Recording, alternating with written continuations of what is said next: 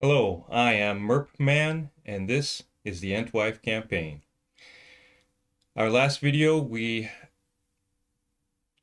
looked into the background of what we know and what we can guess about the Entwives, and we had a little tribute to Dustin. This time, we're delving into the lands to the east and what we know and what we can guess about that.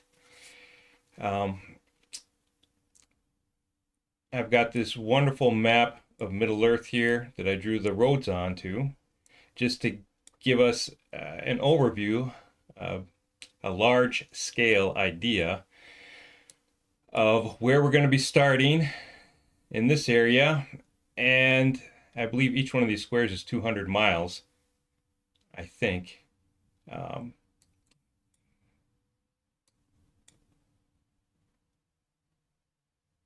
yep, each one of those squares is 200 miles.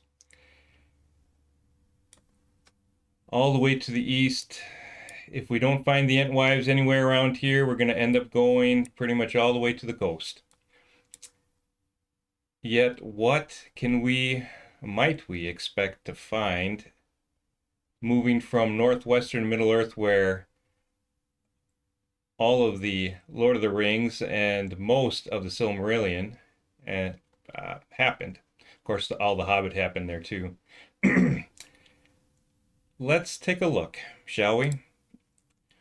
Going back to the very beginning of the whole idea of this Entwife campaign, the three pieces that we need, that we will need to successfully do the Entwife campaign. We covered the rules first, and we covered the first part of the Entwife campaign column. We have an idea of the lay of the land and a timeline for the Ents and the Entwives. We basically know where we're going to start, or pretty close. We have, depending upon the other players, where we start is still somewhat in the air, but we'll get to that later. We had covered some of the ideas, or some of the people who might actually try to help the Entwives. Oops, wrong direction. Peoples of the East, history of the East, and so on. Why I'm back to this table or this column right now is because this column, with a glance, pretty much gives us the cliff notes, if you will, to what I'm about to delve into.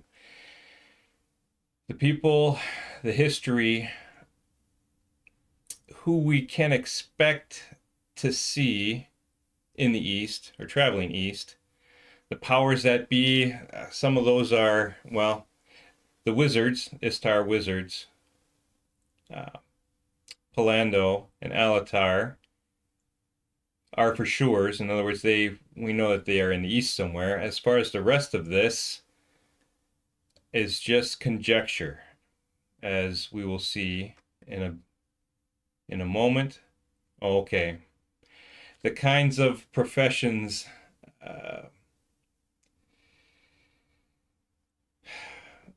the different kinds of spellcasters and warrior classes and so on and so forth that may exist in the East as opposed to the West, Northwest, animals and places. And at the bottom here again, I have, starting from, of course, this is all backwards, starting from the West, of course, this would be east of me, going to the West, or excuse me, East, which is, well, you get what I'm saying. From the beginning of our travels, the Entwives are either going to be not too far away. I covered the idea that the Entwives might actually be in the Brown Lands. That idea, the possibility is remote at best, but it's still a possibility, so we'll have to check it out.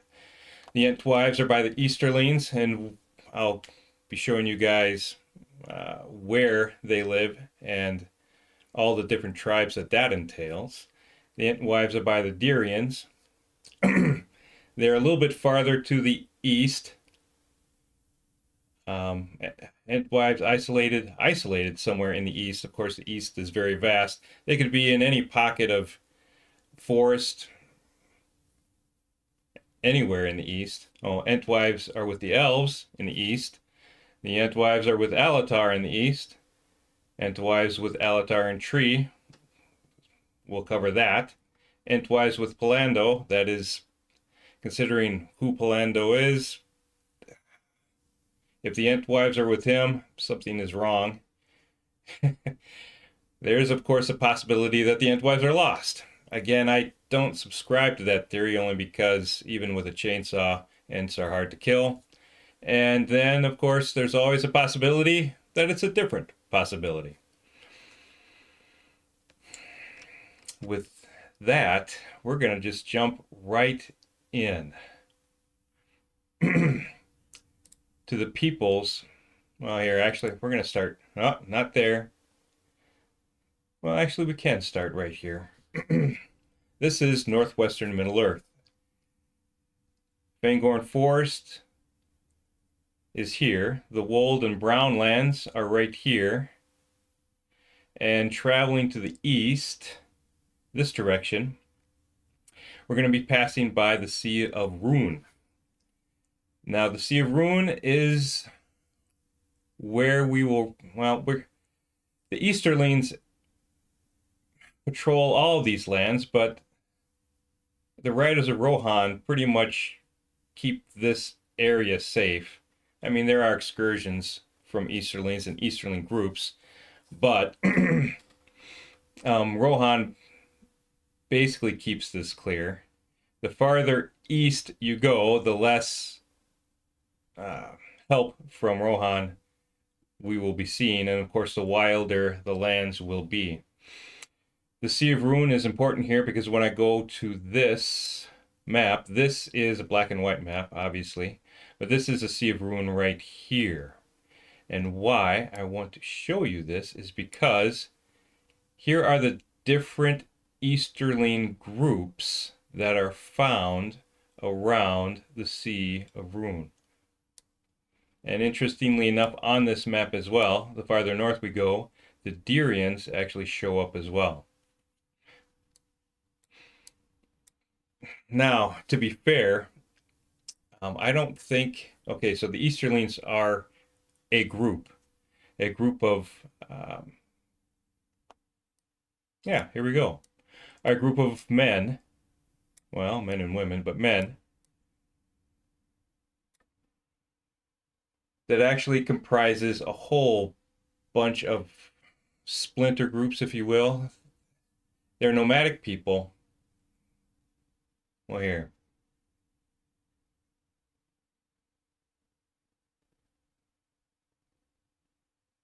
It's interesting. This comes from the Middle-earth role-playing book. It's in the back talking about the different um, people groups that a player can assume while playing MERP.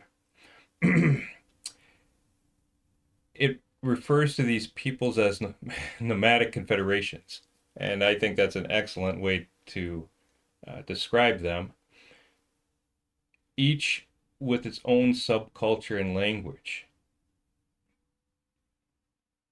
Balkoth and Wainwriters are some of these people.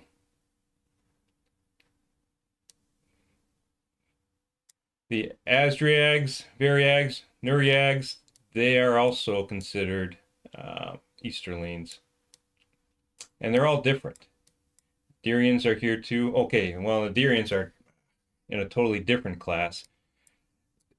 What I was saying before I got sidetracked is that Easterlings are named in the books. As far as these offshots of Asdriags, Variags, blah, blah, blah, blah, I think that that is just a nice conjecture of very creative people who are building off of The Lord of the Rings. Dirians as well, although the Dirians, from what I have read, that's just it, other creators have created the Dirians to be, is more of like an Oriental type that are good at martial arts and horseback maneuvers, like with bow and arrow and swords and stuff. So they're basically like Orientals, but if you find pictures of them online, they don't look like Orientals. They look like uh, Celts, I guess, really, in a sense. Um, we are going to be using, uh, or I plan to be using the Dyrians as uh, creators have created them to be. Easterlings.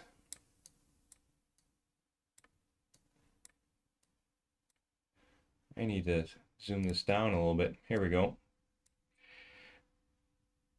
Just talking about the Easterlings some more, or just talking about them a bit more.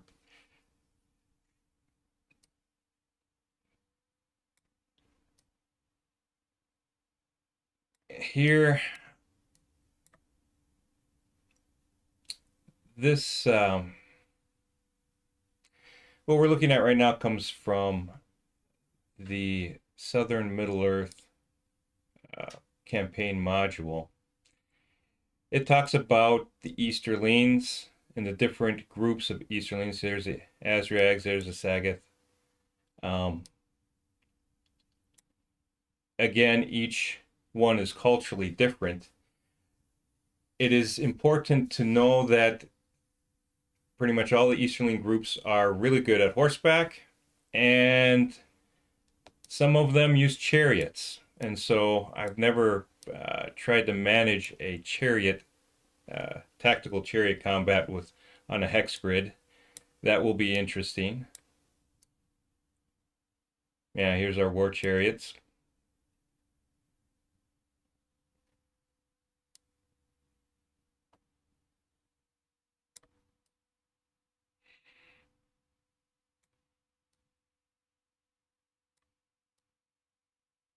Okay, yeah, where the dwarves come from. We're going to be covering that in a little bit here too. I'm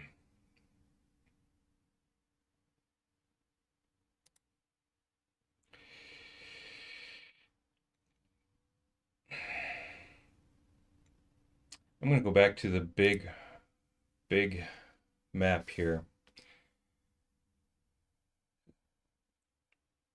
So the plan for the Entwife campaign is to start in this area right here, somewhere in this area right here.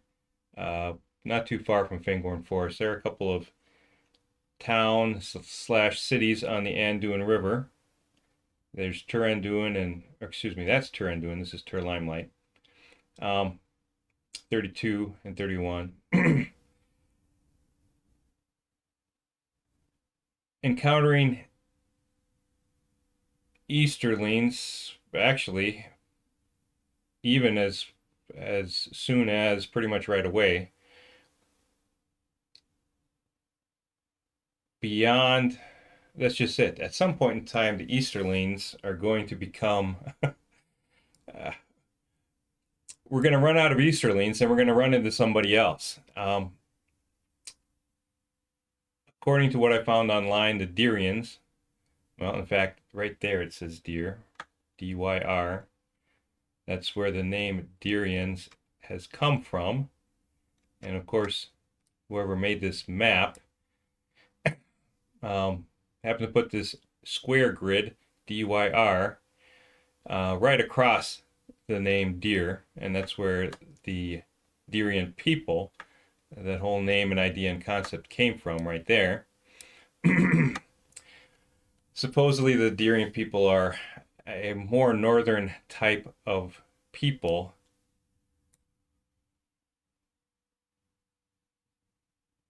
I think that there'll be a pretty fair chance that since they're horsemen too. I mean, if you're a horseman, why stick to the hills when you have these plains right here?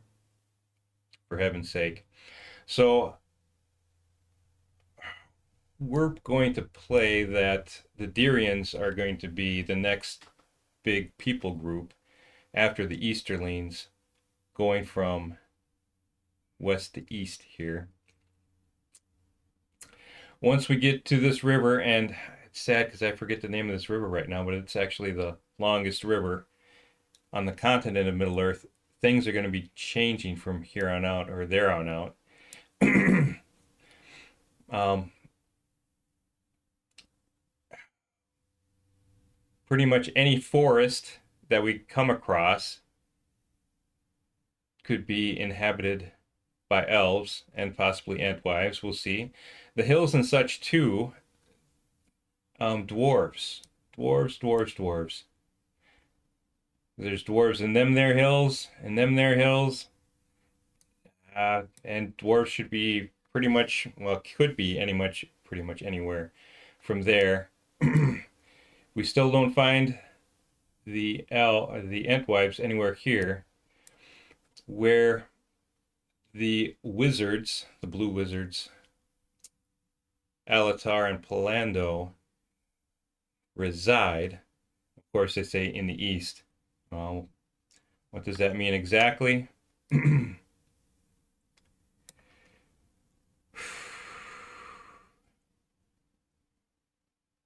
Well, they're obviously, well, I want to say obviously not by the warring factions. Otherwise, if they were there, it would be a lot, it should be a bit more civilized.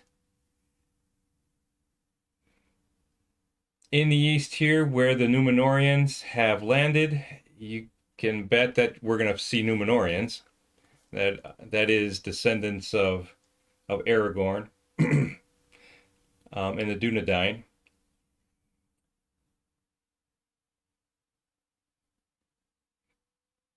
Because of of the trade routes and such, the far east of Middle Earth, it makes sense that it would be more civilized, hence uh, a place for Alatar and Palando to actually set up shop, if you will. So my guess is, and you can argue or agree with me as you will, is that that kind of civilization and structure will be found only in the very east of east. Talking about the dwarves for just a second, found this online. Um, if you're familiar with the Silmarillion, that gives a good background to where the dwarves came from. This fellow here, James Lynch, um, makes the assertion that the dwarves popped popped up out of the ground, that the dwarves awoke in different places under the ground under Middle Earth. That I listened to the Silmarillion. I haven't read it, but I've listened through it a few times. When Aule, that's Aule, crafted the dwarves, he crafted all of them in one spot. It didn't, from my recollection, he did not scatter them from after Iluvatar, that is God, saw what kind of work he was doing. He didn't scatter them.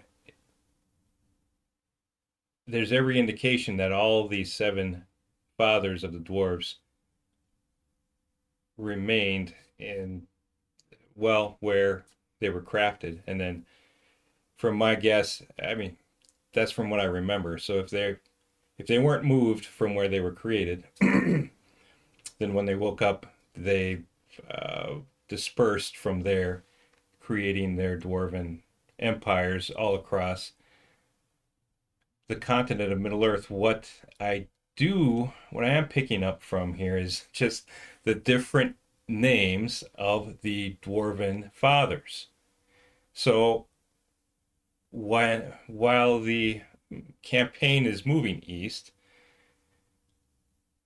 we will be encountering, here we go, according to our friend here, Mr. James Lynch, Iron Fists, Stiff Beards, Blacklocks, and Stonefoots.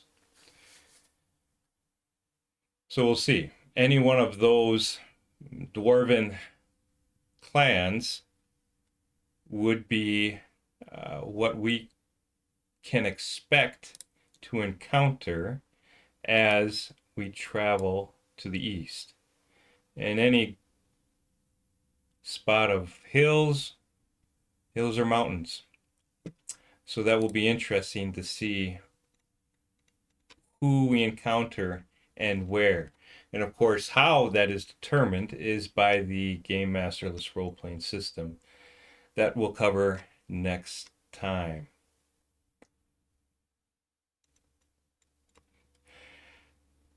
Okay, so you remember me mentioning Alatar and Palando, the two wizards that decided not to go home. They decided, and according to the books, that is the Lord of the Rings books, they didn't go home, but they decided to order things as they would and take control of things in the East. I'm trying to decide right now. Okay, so this comes from Lords of Middle-earth, Volume 1. Alatar is considerably powerful for a Istar or wizard.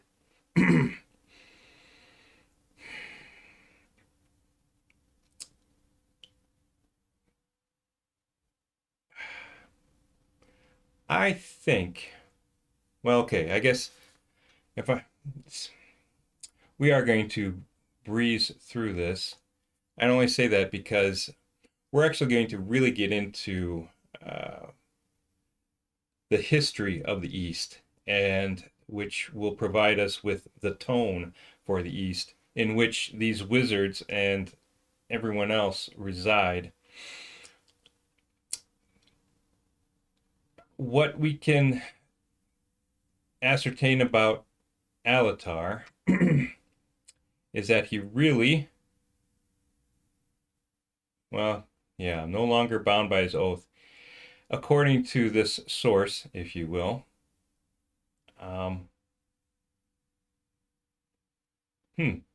outgoing, preferred to quiet, right? So Orome is one of Orome's top people. I remember reading that he is unparalleled.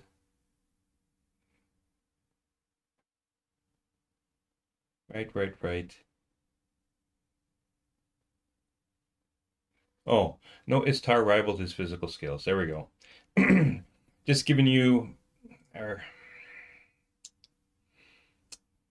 giving an overview of what this character is like. He doesn't seem to be all too bad, I mean, evil of a character. Yet,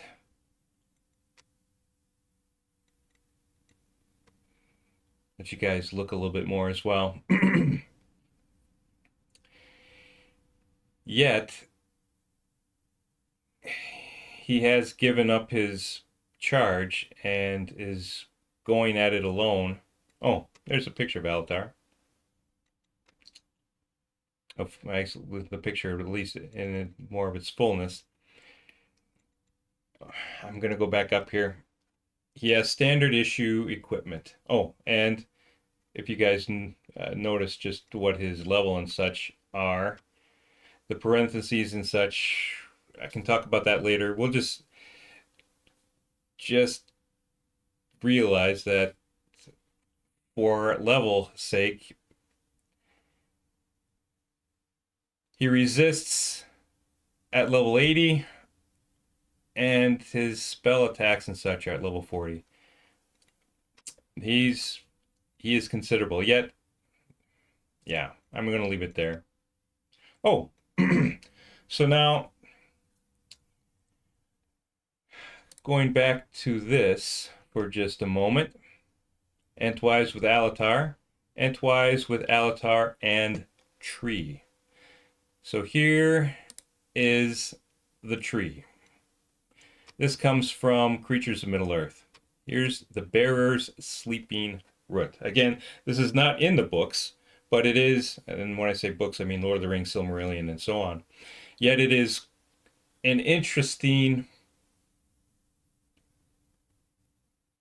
idea that is based upon the books. So here's the Bearer's Sleeping Root. Planted by Morgoth, cursed seed from Telperion. Of course, all that stuff is Silmarillion, from the Silmarillion. Ungoliant, of course, is from the Silmarillion as well. So this tree, this evil tree, would take over huge forests. It was stopped, supposedly, according to this source, if you will. Istar Alatar discovered it, foolishly nurtured it, put it underground, 120-foot deep pit.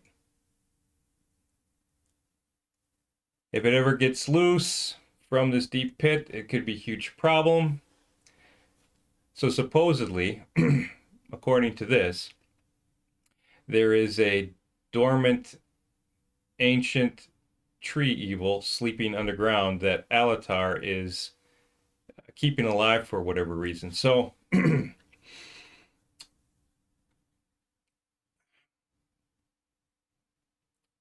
there are, with this as a possibility, a storyline possibility for our Entwife campaign, it even gets more interesting if Alatar actually has some Entwives handy to help him take care of this Bearer Sleeping Root.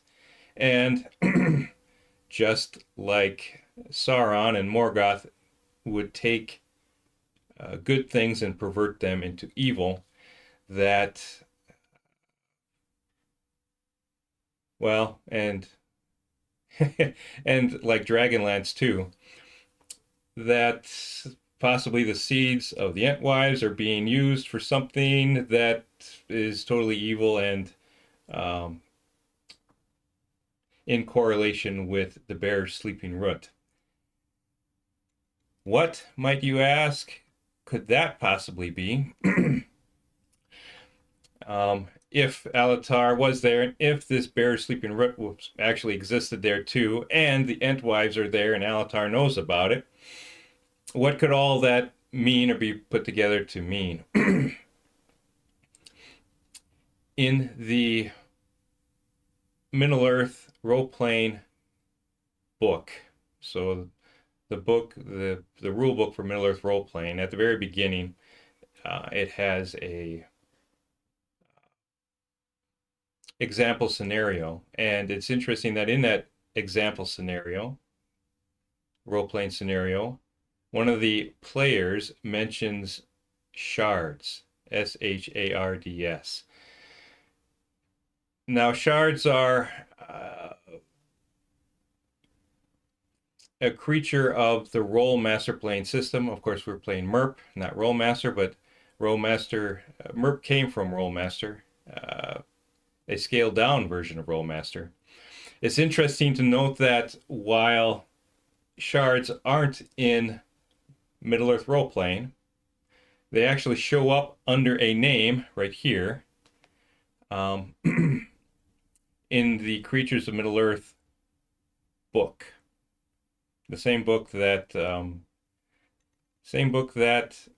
our Bear's Sleeping Root is in. Now, these, there's this name, and I'm sure it has a pronunciation and a meaning all its own. Anytime I see this name, I'm going to think shard. Why?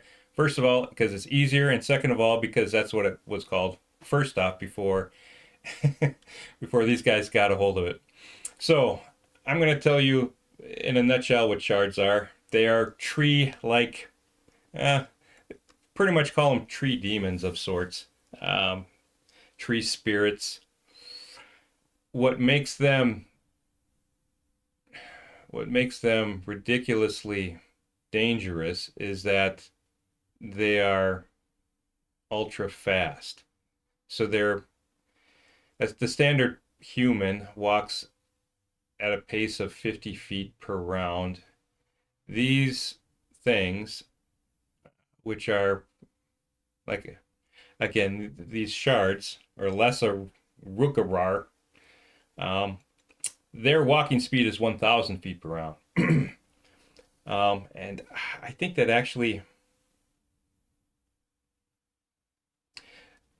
I have to try to calculate that out. I think that's getting close to 60 miles an hour, and that's just walking speed. But I have to do the math again. So these are plant tree-like beings, 6 to 7 feet tall, that that could easily come from uh, the bear's sleeping root, and we'll just say Entwife help.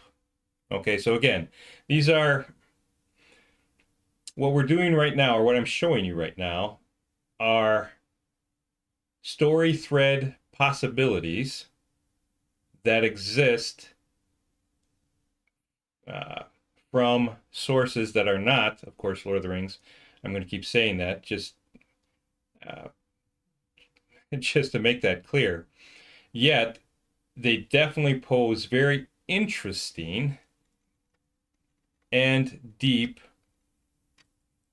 storylines that may, again, uh, what's going to dictate whether the storyline actually exists or not is the Game Masterless role-playing system that we'll cover in the next video. Yeah, the whole shard possibility, they are it'd be it would be bad. I know Balrogs are bad. These things are they're bad too. Moving from Alatar and all of his possibilities, here's a shot at Palando. Okay, so both of these guys are supposed to be good wizards. They're supposed to be good wizards.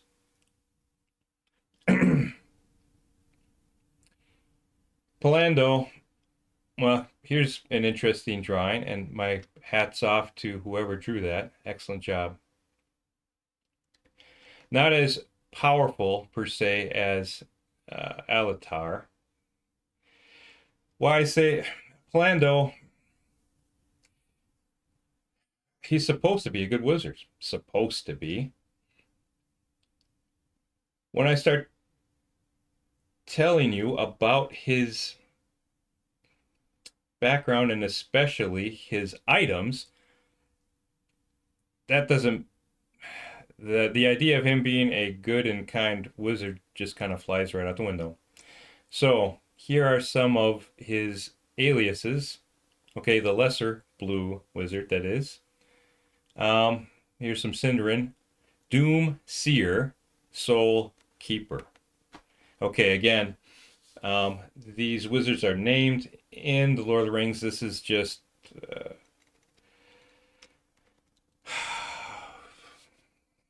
information put together by people who love role-playing and wanted to make it interesting.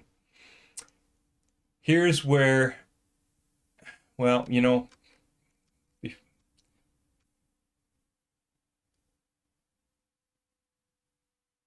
each wizard harkens to a different Valar, and each Valar is associated with a certain aspect of life, or in this case, death. Palando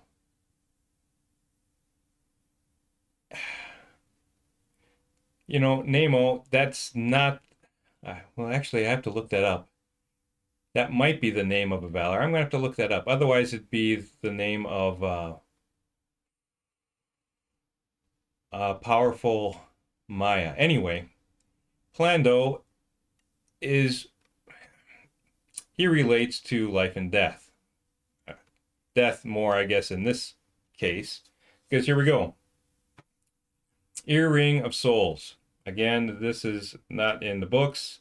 It's the machinations of people who love role playing and wanted to make life interesting. So Palando can take the souls of people, good or bad. Okay, so if it's a good person, bad person, doesn't matter. It's a soul of a person. You can suck it right out and put it into his earring. Okay, if you thought that was cool or not cool, let's go to his ring, which is tied to his earring. He can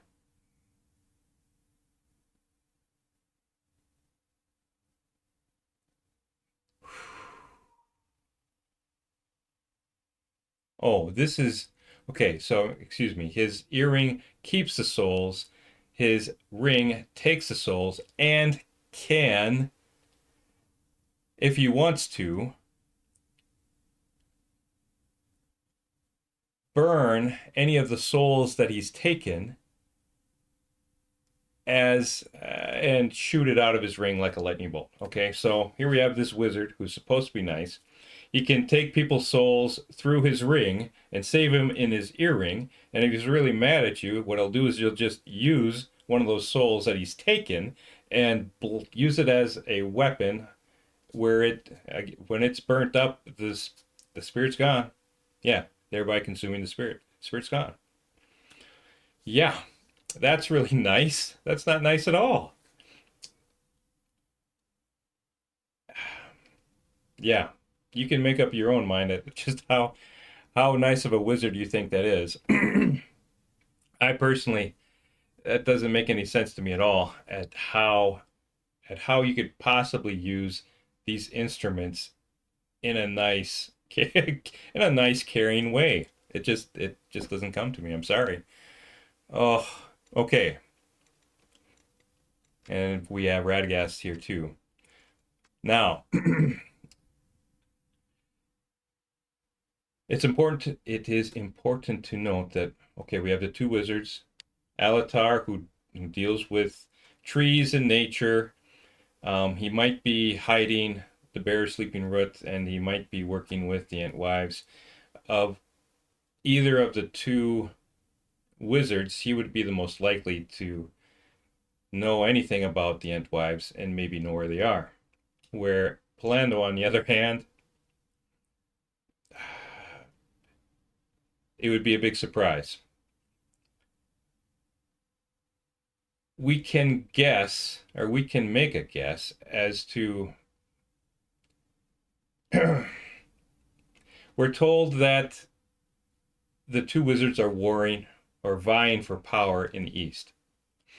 We can guess that Alatar's troops, minions, helpers, whatever, they're going to be like druids, but they're also probably going to be trees, walking trees, Hurons of sorts.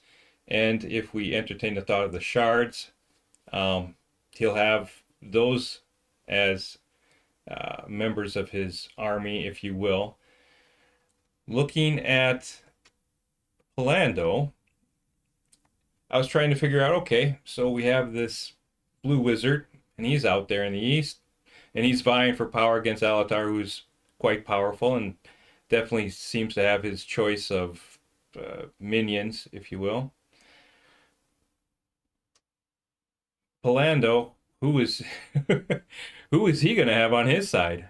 Uh, how is he going to be fighting or vying for power against Alatar? Is he again the whole idea of a nice and kind wizard? I mean, is he going to have skeletons and zombies? Boy, that's a sight. Is he going to use the undead as his warriors? Again, that does not that does not go with the idea of a nice and kind wizard. Fortunately slash unfortunately, I stumbled upon a, a viable possibility, which I think we're going to use if we ever get that far. So, this is Rolemaster Companion 1. Now, you have to understand that Philando, he deals with death, and it appears if he's going to coerce people to help him, he's more than likely going to play upon the people's fears and their fear of death. Okay, well, that, I don't know, that makes sense to me. So here in Rolemaster Companion 1, I came across these two guys here, the Chaos Warrior and the Chaos Commander. For sensitive ears, be aware. Chaos Warriors are the scourge of every decent and peace-loving folk. They always follow some foul master.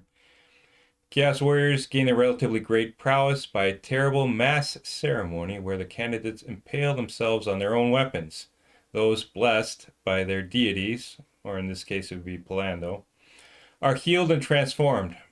However, should the warrior renege on his vow, the deity will release him, blah, blah, blah.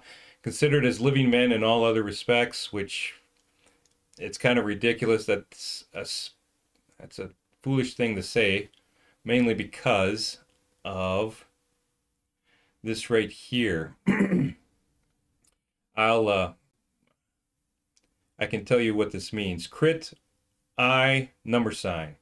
So what that means is the number sign means, one, that this combatant cannot be stunned, and it means the combatant cannot bleed. Okay, so he can't bleed to death and he can't be stunned.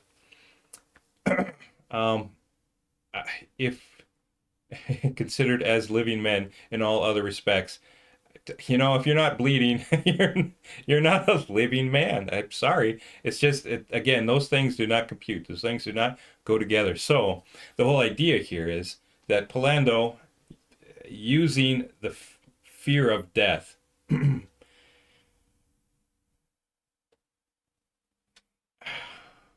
goes through this means to gather, not only to gather an army of his own kind, if you will, but for those people who fear death and try to overcome it by appeasing it.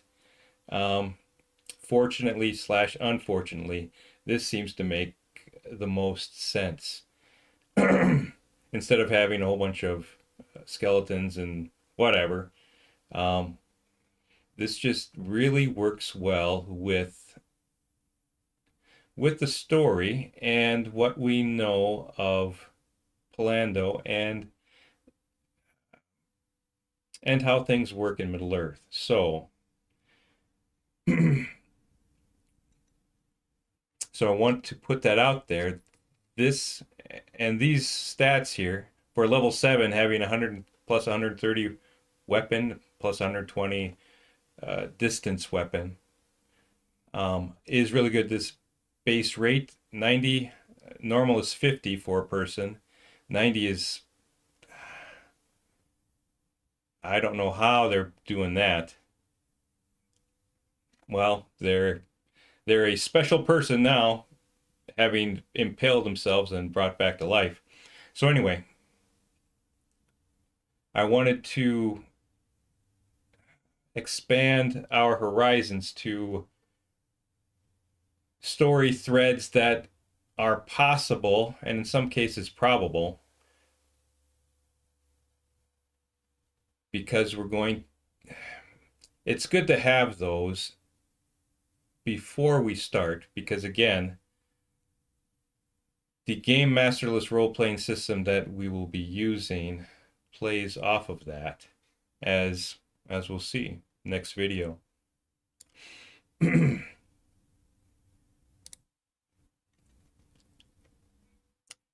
So in a nutshell, what we've covered so far, some peoples of the East, people groups, some of the powers that be. Oh, truly, there could be some Balrogs out there. Not likely, but possible. Daimonions, okay, that's Greek for demons. I might have pronounced that wrong, but that would be in English transliteration. Lich, Draco Lich, Evil Tree, Werewolf, Vampire. So vampire is not the standard vampire that we think of in Middle Earth. Vampires are different. Rare Morgoth Abomination, those are possible. Giant spiders like Shelob are possible. Maya of Morgoth, again, as Balrogs, possible. The different professions that could be out there. Evil trees, undead trees. Okay, so there's another possibility that I found too. So that would really talk about a story turnaround. Okay, we have Ents. Now we have Palando. I found stats for undead Ents, basically, is what it is. So you have an Ent, and now you have an undead one. Oh, just how bad can it get? We won't know until we get there. So I'm really looking forward to getting there and seeing just what we see. Red Eagles, which are slightly smaller versions of the golden eagles, the good eagles. Unfortunately, red eagles are not good. Necropolis, well, you'll see where I'm going with that.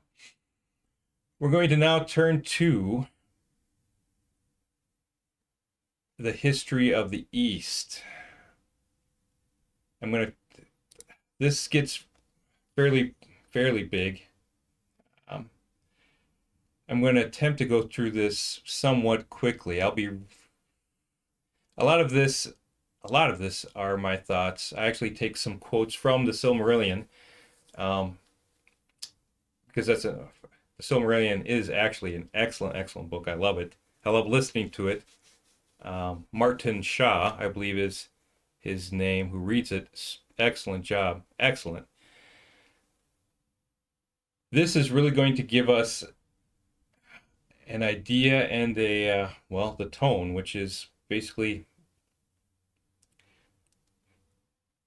the emotional sense of what the East is like and where it's at right now. I've covered a lot of this already. Who are the prominent figures of the East or in the East? Alatar and Palando, for sure. Other Maya. So I actually entertained this idea too, because technically there are a lot of Maya, and so all the Balrogs are Maya. In fact, the Sauron is a very powerful Maya. Tom Bombadil is a Maya. He's not God. He's just a really powerful Maya. In fact, even more powerful than Sauron. The only problem is that Tom Bombadil's power is limited to the old forest.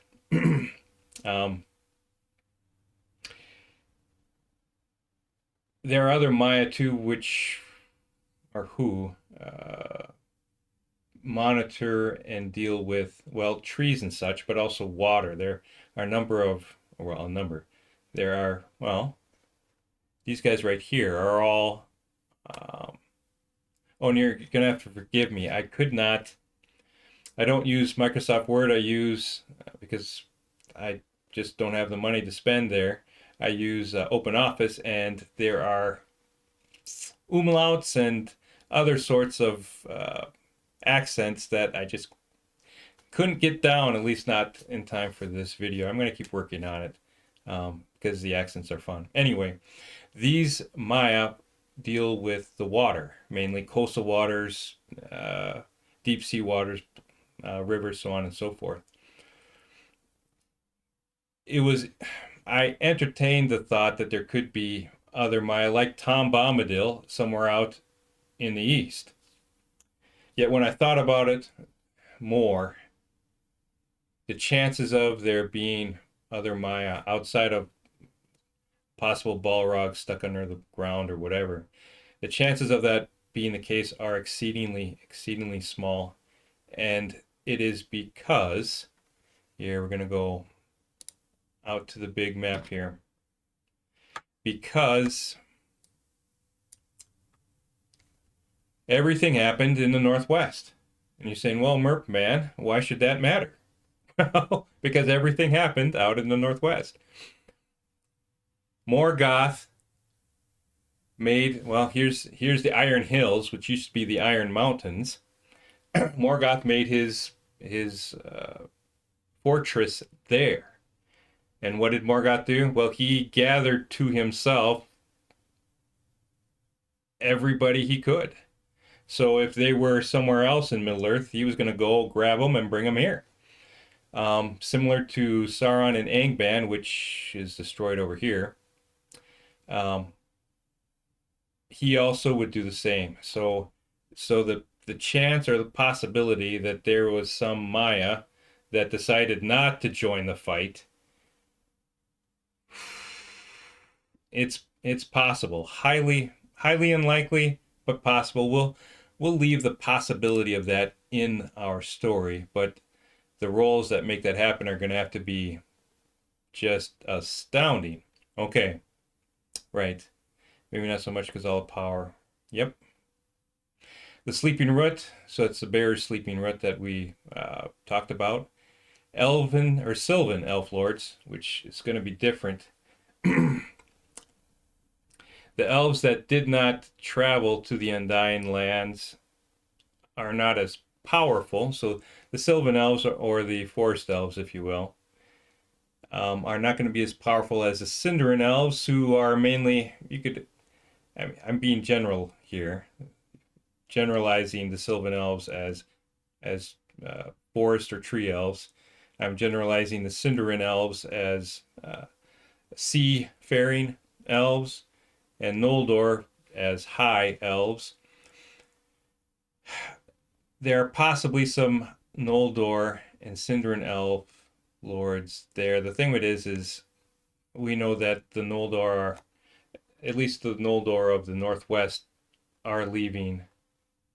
And you have to, understanding the history of the Noldor elves, there shouldn't be any Noldor elves anywhere else than in the Northwest, really. And so, again, that's going to be, if Noldor elves are out in the east somewhere, the role is going to have to be ridiculous. Númenórean lords on the coast for sure, possibly further inland. Okay, and so I'm going to skip this one for last. Morgoth's remnants. This right here is far more possible than encountering Balrogs and such. There could be other mighty leaders and officers like Balrogs and such, but not Balrogs in particular. Morgoth's remnants, there's a fair chance of coming across somebody like that. And dwarf lords. Now, Tibbum's nemesis. I don't think I've spelled this out yet in all of my previous videos yet, but one of the reasons why the Entwife campaign is being done with a game masterless role-playing system is because I wanted to go on it too. I wanted to be a part of it with my own character. And Tibbum is that character's name. And Tibbum has a nemesis who is in the east. And I could, it's a teaser. Really, it is a teaser. It's a bit unfortunate too, because we have this wonderful storyline of finding the Entwives, and Tibbum's nemesis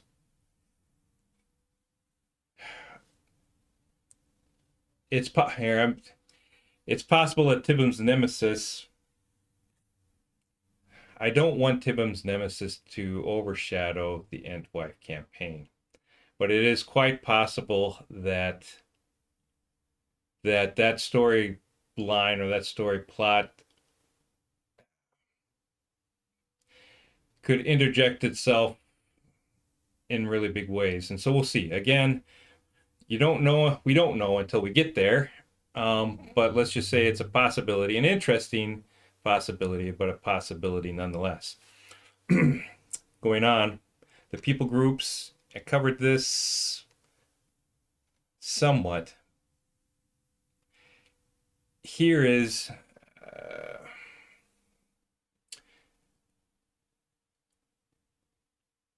the basis of this information comes from the Campaign and Adventure Guidebook to Middle-earth in the back. It's one of like the last 2 pages. And whoever put that together, again, my hat's off to him or her or them actually, because so far that I've seen, all of the compendiums and such were done by groups of people, both men and women, and they did a good job, an outstanding job in most cases. Some of the things like Palando and his weaponry, I just question, and I will continue to question. But here, people groups of the East, and who are they? They start by language, and that is an excellent place to start. Meaning that you need a language, a common language, in order to have a people group. So remember the Easterlings, you have the Sagoth and all these other splintered groups. Well, they're splintered. One of the reasons being is because they have different culture and probably a different language, an Easterling type language, but still their own language. So without language, without a common language, people won't group together. It's just, it does. We know that to be true here, and that's how it works there in Middle Earth as well. That being said, there are 2 prime languages,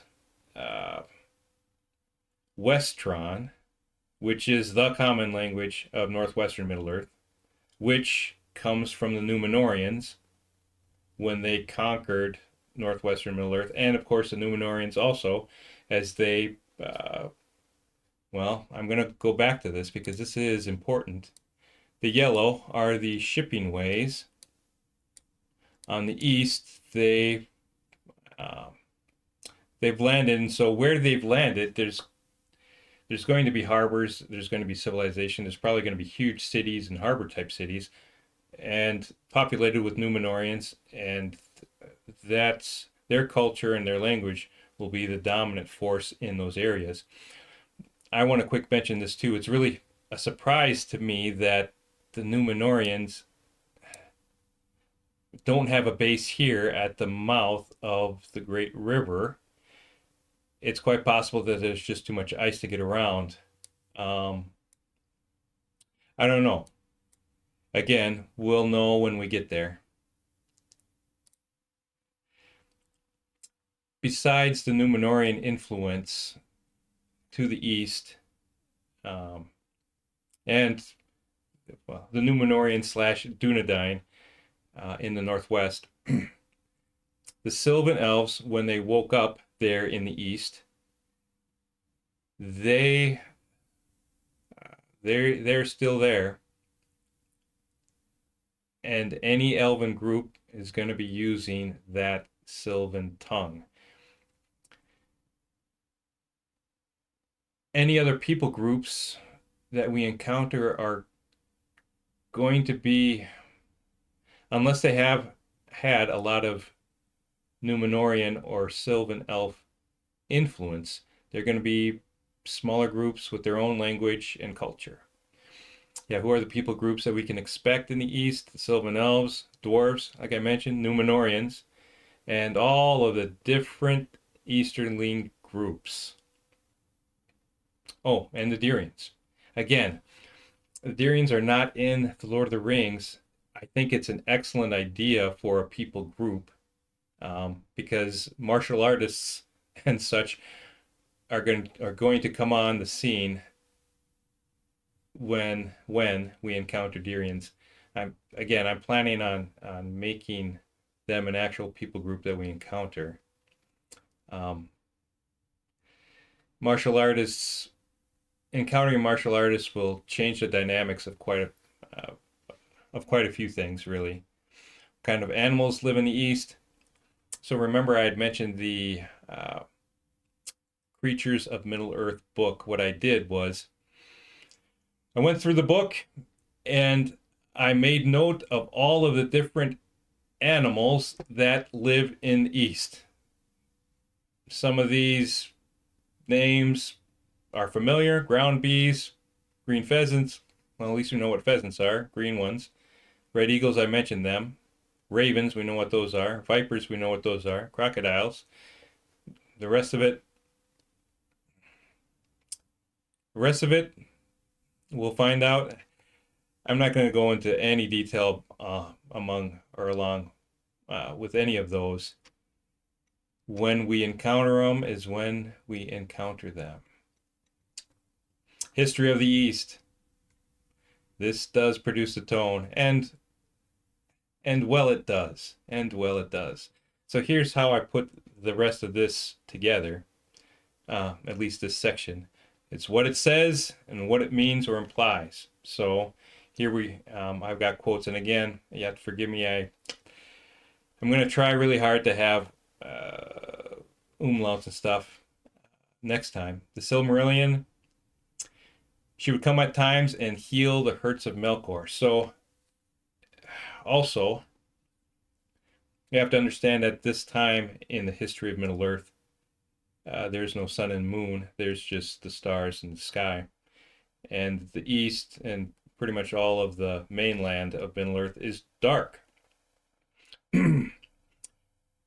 Not only is it dark there in Middle-earth, but Melkor lives there. And he, being uncontested in the dark reaches and vastness of Middle-earth, the land, he hasn't been idle. He's been continuing to pervert and distort and turn to evil all of the nice things that were made. So Yavanna, she is one of the Valar, and she deals with plants and such, would go from the Undying Lands, which of course for you guys is over here, the Undying Lands, over to Middle-earth under the stars, and try to heal those things that she had made. In the East, are still hurts of Melkor that haven't been healed, and what might those look like? So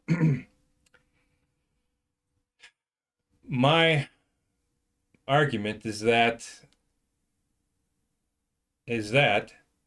there will still exist some hurts of Melkor visible in the East that haven't been healed. Again, the East is huge, and the Valar, once they captured Melkor and took him away, they pretty much left the the state of those kinds of healing to the elves and such, to those people who actually live there in Middle-earth. The Valar weren't known to make their forays back into the wild to heal or undo Melkor's twisted machinations after they had captured him and taken him to a man. That is the Undying Lands. And Orome, tamer of beasts, would ride too at whiles in the darkness of the unlit forests, pursuing to the death the monsters and fell creatures of the kingdom of Melkor.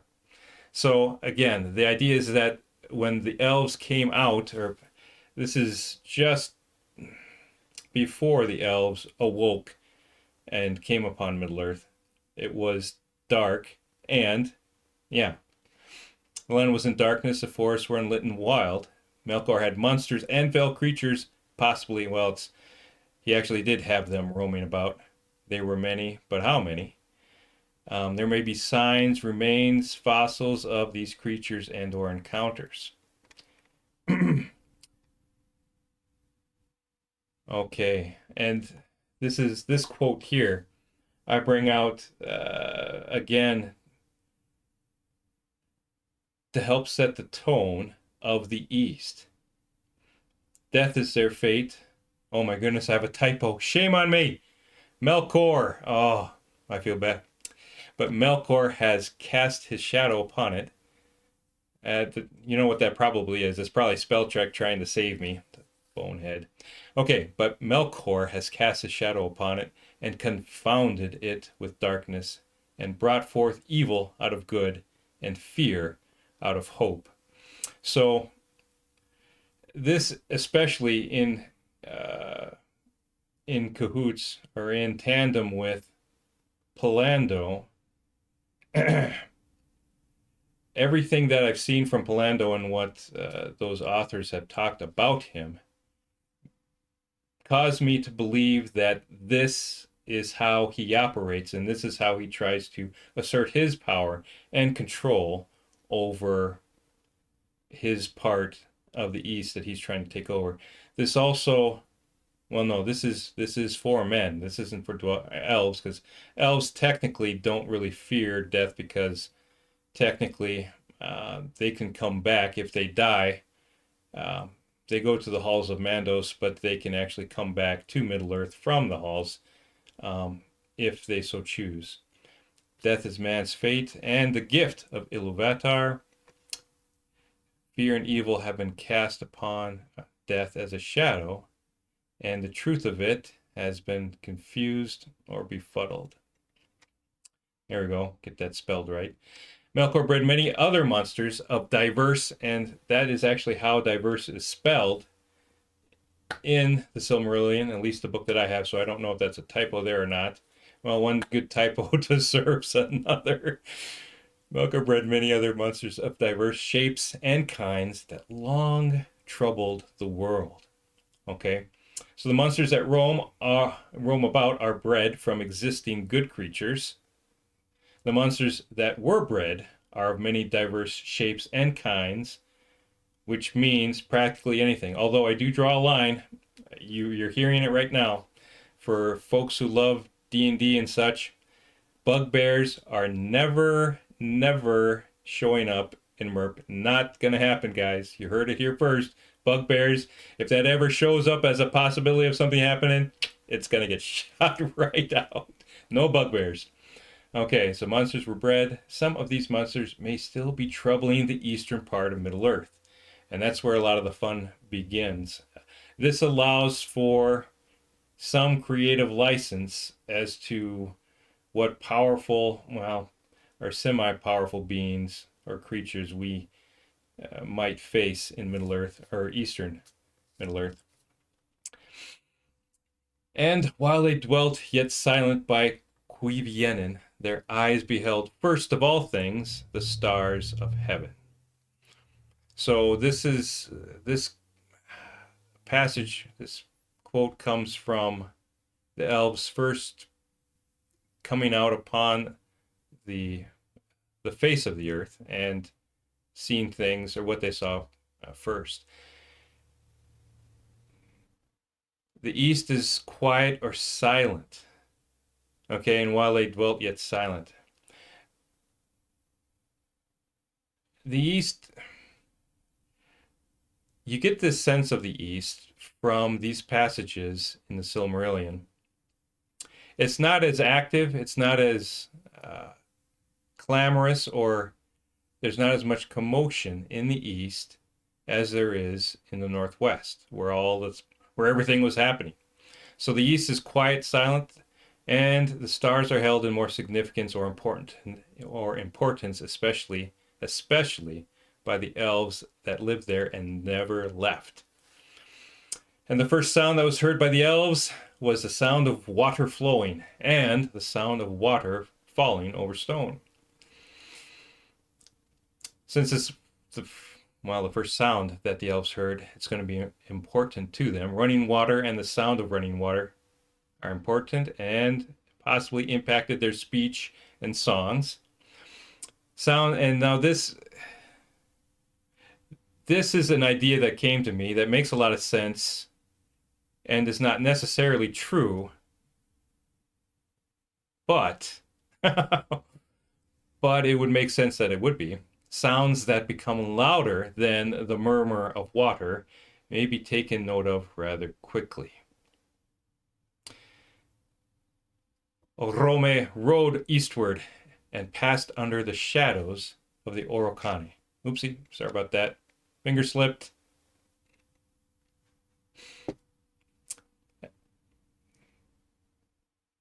The elves, when they came out upon the earth, they stuck by the trees and mountains.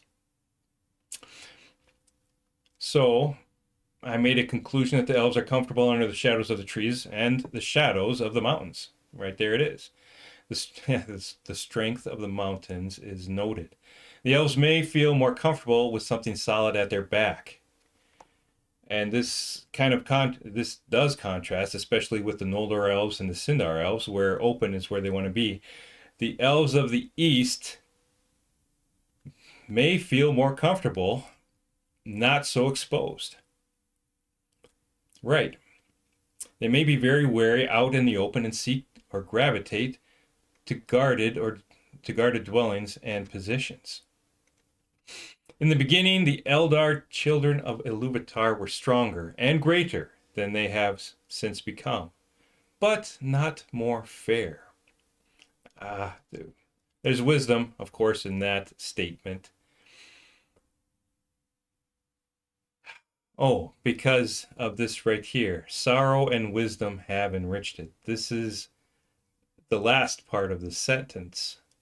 In the beginning, the elder children of Iluvatar, meaning the elves, were stronger and greater than they have since become, but not more fair.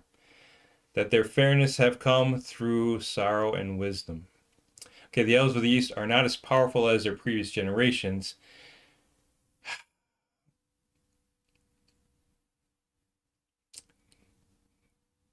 Well, okay, so I'm looking at this and thinking, okay, elves are more fair because sorrow and wisdom have enriched them.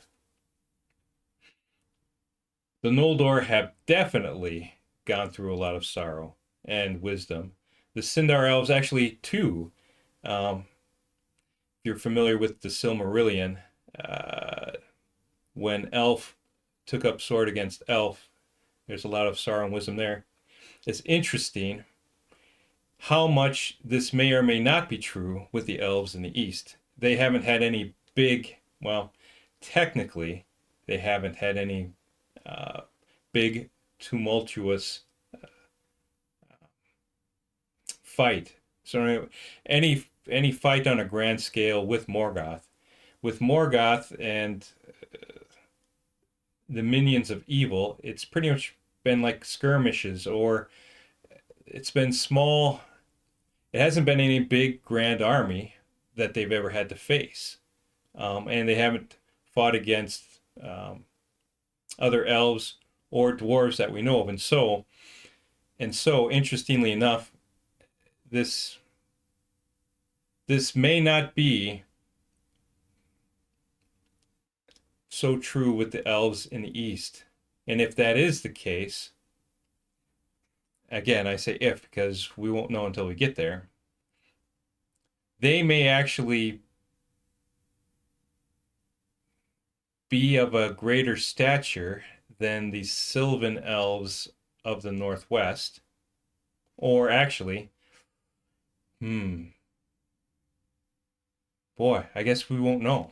It could go either way. They could be grander and not as fair in a sense. They might be a bit more braggadocious, or they might puff themselves up a bit, thinking that they are, they're the original elves, blah blah blah blah blah. Or time has war on them, and they're not as tall. They don't stand as tall as they used to. Again, it'll be interesting to see. But those are the ideas that will uh, those these are the ideas that are going to prompt us, the players, with the possibilities when we get there. Melkor sent shadows and evil spirits to spy upon them and waylay them. So what's interesting is that the first adversaries that Melkor sends out at this time appeared like shadows or spirits. They appeared to be spirits instead of actual bodies. Their goal in this instance of the adversaries was to spy and waylay the elves, not necessarily to engage them physically. Yet, if any of the elves strayed far abroad, alone or few together, they would often vanish and never return. That kind of fear in anybody can create a long lasting impression here through the centuries. To me, these are some of the impressions that the elves might have taken away from starting off their lives like that. Elves may not linger alone or in small groups. Elves blamed the hunter for the disappearances and became afraid, superstitious, prone to blame, with a fear of disappearing or being taken. Morgoth's minions may tend to prey upon the weak more than contest strong positions. So those creatures of Morgoth that may yet remain there may still keep that guerrilla type warfare going on. This is a great quote. The most ancient songs of the elves, of which echoes are remembered still in the west, tell of the shadow shapes that walked in the hills above Cuiviénen, or would pass suddenly over the stars, and of the dark rider upon his wild horse that pursued those that wandered to take them and devour them. Ancient songs are still sung by the elves of the east, and they're about the terrors faced by the early elves. And I didn't say there, and I should have, that those songs are remembered in the west, or more importantly, the northwest. So the elves of Mirkwood,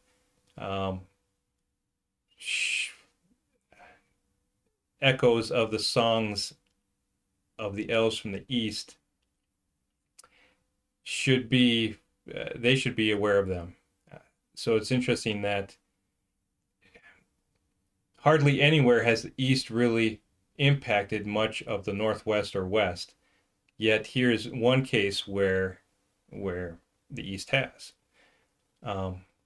Shadow-shaped monsters that walked or flew may still be in the east, possibly mounted riders of some evil abominations, or it is a lie. Chances are it's both. It's some of it's a lie, and there are riders out there that are going to be troublesome. Elves were pursued, hunted, taken and stolen and devoured. Again, you could say, well, MERP, man, that was a lie that Morgoth was trying to sow. Well, how better to make a lie more terrible than to have it surrounded by half-truths. I just threw this on there just to show some completeness. Men awake in the land of Hildorian. When the elves came out upon the ground of the land in Middle-earth, at the beginning it was dark. Since that time, of course, the sun and the moon are travel across the sky and such. And in those times, that's when the men came or woke in the land of Hildorian. They're not going to be as, well, take that back. I was going to say they're not going to be as influenced by those or these activities or this history. Yet, they will passively be impacted because of the elves that are there interacting with them. The men will pick up all of this from the elves.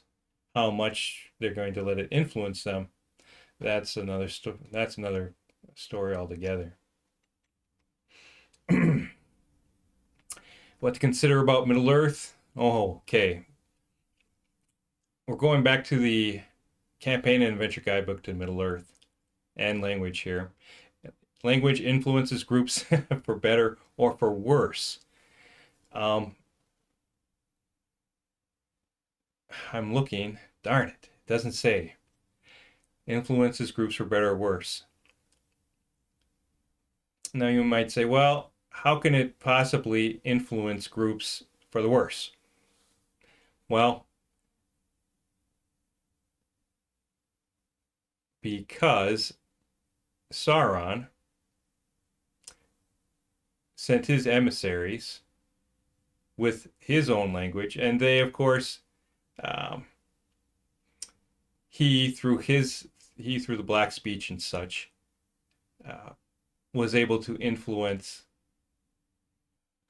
people groups, into uh, worshiping him and of course to help him build up his forces for the wars that Sauron wanted to wage. Anyway, spoken by those who are educated, higher societies and types of societies can exist. Right. So again, it's going to be traveling through the East, especially in those great expanses. We're going to be seeing fractured people groups, and when we come across a population, a big population, it's going to be because of centralized language.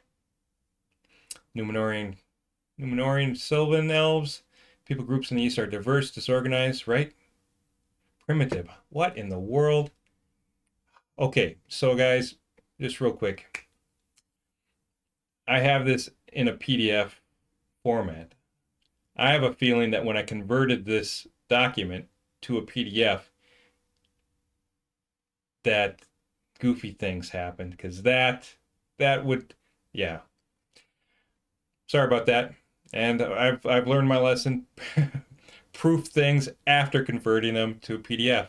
That's just shameful. Shame, shame, shame. Okay, people groups in the East are diverse, disorganized, and at times primitive because great elven migration to the East sundered attitudes and loyalties, leaving fragmented groups.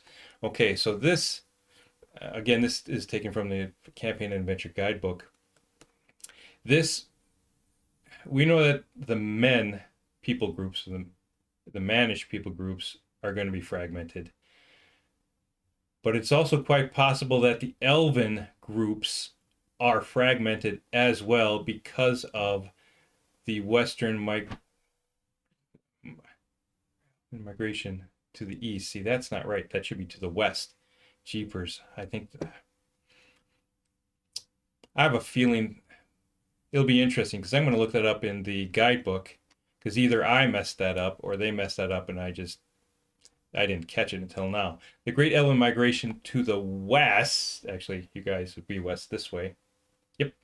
West for you guys is that way. Great Elven Migration to the west sundered attitudes and loyalties, leaving fragmented groups. And this would be fragmented groups of elves. So when Orome took the elves to the west, from which the Noldor and the Sindarin elves come from, those elven groups, that act of migrating, the elves leaving each other, left them sundered in attitudes and loyalties. That'll be interesting. To me, that makes sense, and we should find that there. No dominant managed group to unify groups of men living in the East, with the exception of the Numenorians, except that the Numenorians haven't really spread. They just tend to stay either on the coast or certain cities inland, it seems. Sauron's influence on the east and south. Yep, he subjugated some, exacted tribute and aid from others, driven whole people groups from their land. Driven people are forced to wander, which resulted in wars and conflicts. He impacted language and culture by interacting with them, which I mentioned. He unified groups that they would be strong enough to band together to attack his enemies, yet not strong enough to attack him. You see, got to be smart about that. So, for languages in the East, Eastern societal groups are isolated with primitive technology and such, with the exception of the elves, Dunedain, or Numenorians, and Sauron. Sauron no longer is at this time, but his effects are still going to be felt. Communication and travel are more difficult in the East. Language, for those splintered groups of men especially, it'd be good to have a bard who knows language on this adventure. I'm just saying. Wars are more frequent but less consequential. That is an excellent observation. Again, those I got. I'm getting this from the Campaign and Adventure Guidebook to Middle Earth. That is a great insight. Armies contain more fighters but are less sophisticated. Right? Travel is going to be tougher. I don't have it down there, but I was going to say there's no Department of Transportation to keep the roads in good condition. Again, look at that. Individual political figures affect smaller groups. I am certain that that is because I converted this to a PDF. Shame, shame. The East and South are subject to numerous shifts. Oh, okay. So now I've got some very good questions to wrap this up, to see just how much of the tone we've soaked up through this, and to give us something to think about when we start our journeys to the East. In the guidebook, it mentions that the East and the South are subject to numerous shifts in population. So I read that and I asked, well, why? Why would that be? Okay, so here we have a whole bunch of smaller people groups, factions and stuff. What would cause them to grow or shrink in population? To me, that doesn't make any sense. I can't come up with any good reason why that would be true. I don't know if any of you guys watching this have any good ideas, please let me know. Where are cities located? And that's a big deal. What are cities located and how are they named? Naming, being familiar with the Lord of the Rings, names have are a big deal. Either the names of people or name of places and such. Names are a big deal. So where are the cities located and what are their names? Where are the different people groups located? Right? We have a good idea about some of them. Well, I'll take that back. Actually, I mean, for dwarves and elves and such, they tend to stick to certain geographical, uh, I want to say locations, either hills or trees or whatever. But the actual managed groups, that's a little bit more harder to pin down. What kinds of ruins or sites are travelers, which is us, what are we likely to see? What kinds of stories or songs are we likely to hear? And right here, yep, the important notable power struggles in the East. So just the two, Alatar and Palando. Yeah, undead, some. I put that on there because even though it doesn't make any sense that Palando is a bad guy, it makes sense considering uh, his temperament. And Alatar,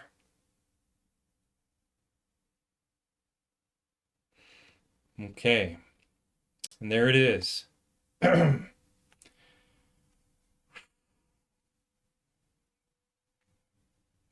The East. It's important for us to have an idea and to understand the actual J.R.R. Tolkien, uh, what he's talked about or what he's mentioned about the East. Well, he and his son Christopher.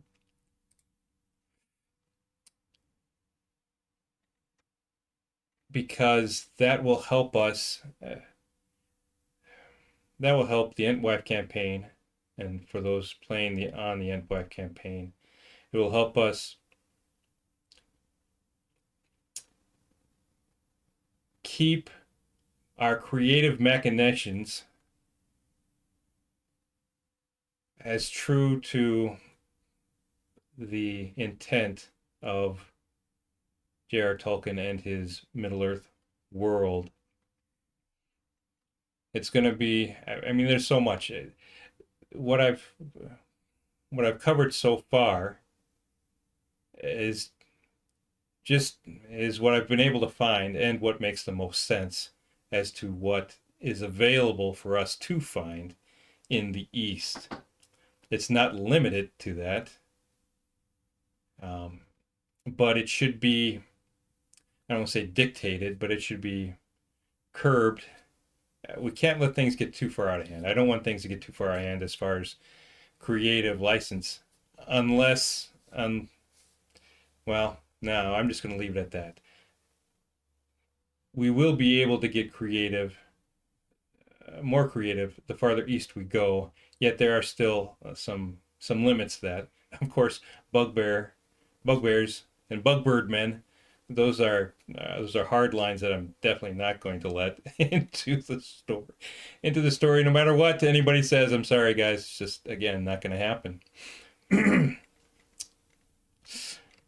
The next video I'm going to be doing is I'm going to be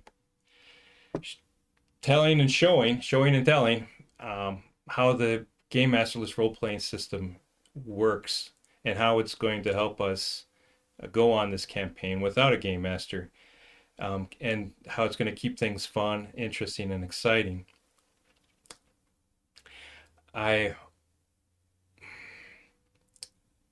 Considering how new and novel it is, I'm going to be checking into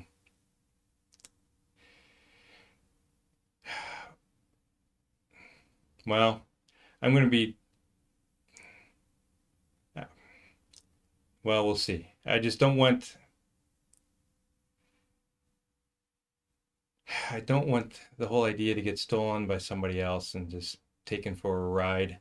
And so I'm going to be contacting some folks at Rumble and possibly at YouTube just to see what kind of things I might have to do just to keep that from getting out of hand. We'll see how that goes. I am going to do this. I don't like making it a habit, or I won't be making it a habit to dedicate a video to, well, each time I make a video not to have each one dedicated, but I'm going to dedicate this one to Mike, who passed away this last weekend, which is sad. He was fighting cancer for a long time, and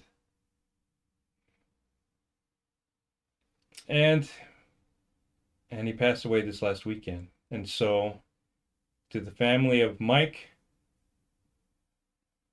and his last name starts with the letter L, so to the family of Mike L, I'm not going to do a Lord of the Rings toast to you for that.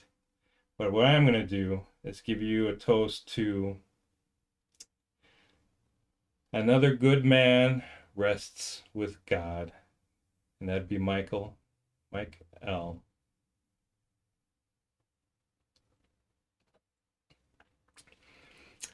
It's interesting that we're going to be doing this Entwife campaign, God willing. There are certain elements of life that sneak in. I mean, just searching for the Entwives. A lot of wives and women can say, well, I've been searching for my husband all this time. He's been lost. There's so many parallels between what this Entwife campaign and what real life actually will be, or what real life is, excuse me. I find it interesting that just the whole idea of Palando and fear of death is going to be entering this campaign as well. And it'll be good to tackle that in a fantasy world. It is always better to tackle that in the real world. And so, at so many times, the two are tied together. But it's always good practice knowing what you believe and why you believe it. And this Entwife campaign will allow us to test and show that as well. So, to the family of Mike L., again, another good man rests. He's resting now with God. To everyone watching, thanks for watching.